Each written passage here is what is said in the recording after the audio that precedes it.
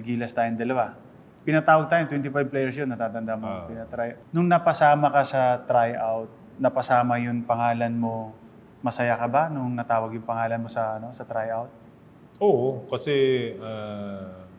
lagi naman akong gusto kong maglalaro sa national team eh. Actually, 2 beses na akong nakat sa national team. Pero hindi ako tumigil. Kada na lang may tryout, may patawag, punta agad ako. Ganyan, dapat yun makuha ng mga attitude ng mga player ngayon. Katulad dun sa'yo, na yung pagmamahal sa bansa. Ano yung mga practice natin or mga games natin na, alam mo yun, parang sariwang-sariw pa rin sa isip mo, yun, ang sarap balikan, ang sarap ng kwentuhan. Doon na tayo sa abroad. Sa abroad? Anong bansa? Sa Spain. Spain. Sa Spain. Kasi, excuse me. Di ba? So, ang dami nating kulitan doon. So, minsan, sa sobrang miss na natin yung pamilya natin, tsaka sa sobrang busy natin, twice a day na practice, may tune-ups, may mga workouts, mga weights. So, talagang lahat ng ginagawa natin para lang doon sa World Cup eh.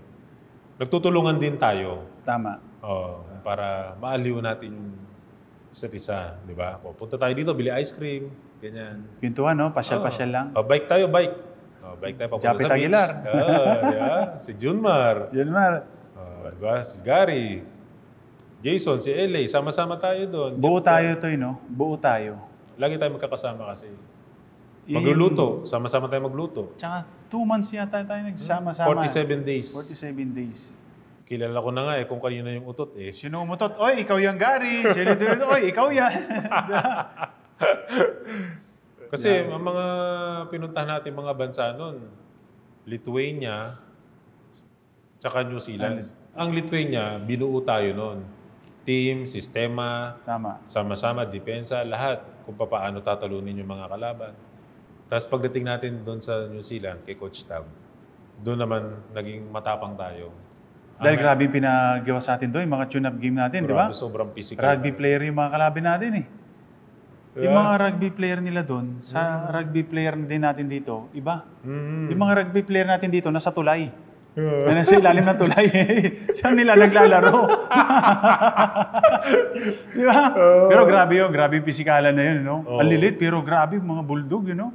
Tapos yung Tall Blacks, yung national team nila, kaya tayo nagkaroon ng kumpiyansa bago mag-FIBA Asia. Dahil tayo tumapang dahil sa kanila. Taiwan. Talo tayo niyan. Nung natalo tayo, ano yung naramdaman mo nung time na yun? Sa tingin ko, parang blessing din yun. Na ginising tayo. Parang naging na tayo, alisto na tayo, aware na tayo na pwede mangyari ulit. Sobrang lungkot nun nung natalo tayo. Dinner, wala lahat. Parang ayaw kumain lahat ng mga player. Kinabukan. Kasi ang hindi alam ng karamihan ng tao, maglalaro tayo sa gabi. Gigising tayo ng 5 ng umaga dahil may practice tayo ng 7 to 9. Ang pahinga lang talaga natin, pagkatapos ng kumain, talagang kailangan hihiga mo dahil kailangan mag-recover talaga yun. Di ba? Yung time na yun. Minsan late na tayo nakakatulog kasi kailangan pati mag-stretching. Everyday yun, di ba? Laro, practice, kinabukasan game, laro, practice. Grabe din yun, no? Isipin mo paano ko nakayanan yun. Ito na, kalaban natin ang Korea. 40 years. Yun. 4 na dekada eh. 4 na dekada na, di ba? So, pressure ka nung time na yun? Ako, honest sasabihin ko, sobrang pressure ako nung time na yun. Bago yung game, tinitingnan kita eh. Oo, ito eh. Sobrang... Gumagano ko. Hindi, gusto kong nilalabas ko talaga. Nilalabas ko talaga lahat. Nag-i-stretching ka doon. Oo, nilalabas ko talaga. Sabi ko, pressure si Ping ah. Ay, pinagdadaanan ako ng time na yun. Namatay kasi yung pamangkin ko ng time na yun. Papunta nga ako sa game noon eh. Tapos parang kinakausap ko siya na alam kong gusto mo manood niya, manood ka lang. Tulungan mo na lang kami. Kaya pagdating ko dun sa pagdating sa court talaga, at nung laro nung time na yun, sa dami ng Pilipino to sa dami ng Pilipino talaga, wala akong napapansin. Talagang, parang alam mo yung kabayo? Parang ganito lang, ito lang yung nakikita ko talaga, walang ibang tao. Nung pinapanood ko rin yung tape, doon ko rin na-realize na bakit pati si Japet sinisigawan ko. Japet, let's go! Ginagano. Dahil gustong-gusto ko talagang manalo. Anong naramdaman mo nung na-shoot mo yung huling basket natin sa Korea, yung na-putback mo yung miss ni Jason. Kasi wala pa yun ano eh. Wala pa yun, panalo na kami, hindi eh. Wala pa eh, di ba? Basta sumisigaw lang ako, let's go! Pero nandun na yung tuwa. Pero ang isip ko, pagka-shoot ko, takbo ako agad sa depensa dahil alam kong babawi. Natapilok ako noon, kaya paika-ika na ako minsan. Tapos may ITB ako, masakit yung hita ko. Pero nung nawala si Marcus Dotit noon, wala na. Kailangan ikaw, ako, Junmar, Japet. Ito dapat yun, kumbaga, nadapa yung isang step up, nadapa yung isang ano natin. Kailangan tayo yun ano. Pero grabe yung game na yun. Nung game na yun, hindi ako kinakabahan. Steady lang Laro talaga. lang, ako. laro. Sobrang steady lang ako, nagalit ako. Ganon. Sobrang galit ako. Laban kung laban to, patay kung patay. Kasi pinagpag ko na lang talaga eh. Tape, wag na ako. Grabe ka doon. Double-double ka doon eh. Tapos nung final buzzer na talaga, iyak talaga ako nun. Tapos, Umiyak tayo doon sa ano, no? Sa media room. oo, yun. Ayun, inano Umiyak kayo. tayong dalawa, no? Toy, tama na, pinapayak mo. Umiyak din ako doon eh. Parang lahat ng ginawa natin, nagbunga. Oo. Lahat ng ginawa natin, ha? Naka-World Cup na tayo. World Cup, ganun. parang nananaginip ba ako? Ibang level na to. Hindi ko akalain na naglaro akong basketball na darating ako sa ganun pagkakataon. Natutulog lang sa palengke. Natutulog Tapos na sa World Cup. batang palengke, ikaw, ganito ka lang, tapos World Cup, toy, mga NBA player kalaban natin.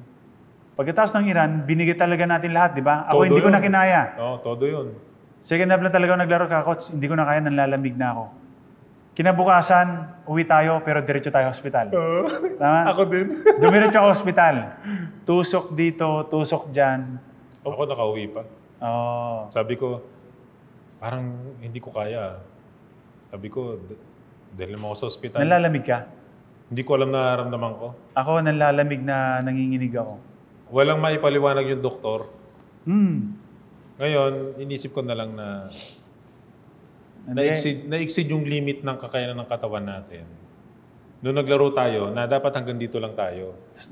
Parang nag-super saiyan tayo, no? Na limit Super saiyan eh. Naubos na. Naubos na, tapos biglang bagsak. 3 days ako sa hospital nun eh. Grabe, no? 3 days. Grabe. Hindi ako makakain, hindi ako nanginginig lang ako na sobrang pagod talaga ako. Sobrang pagod. Tapos nagsusuka ako pag may kakainin ako. Yun talaga pag ibinigay mo lahat, itinodo mo, ibinuhos mo lahat ng lakas mo. Kasi malalaki yung kalaban natin.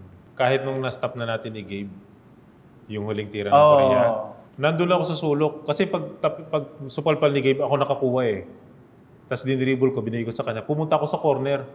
Alam mo ba, sa sobrang lakas ng sigawan ng mga tao, wala ako sa balanse. Hindi, alam mo tol, buong karir ko hindi ako tumutukod na tuhod. Nung time na yun, gumanon ako. First time. Tumukod ako ng ganyan. Nung nanalo tayo, eto na World Cup, anong naramdaman mo? Kasama tayo, yakapan tayo. Yakapan, no? Punta agad tayo sa pamilya natin eh. Every game, every ano naman eh. Oo. Naisip ko agad yung tatay ko. Sabi ko ayos na, daddy. Ako rin, sa pamangkin ko. Di ba? Kasi may pangalan pa siya doon sa loob ng t-shirt ko. Katuwa, no? Pag Oo.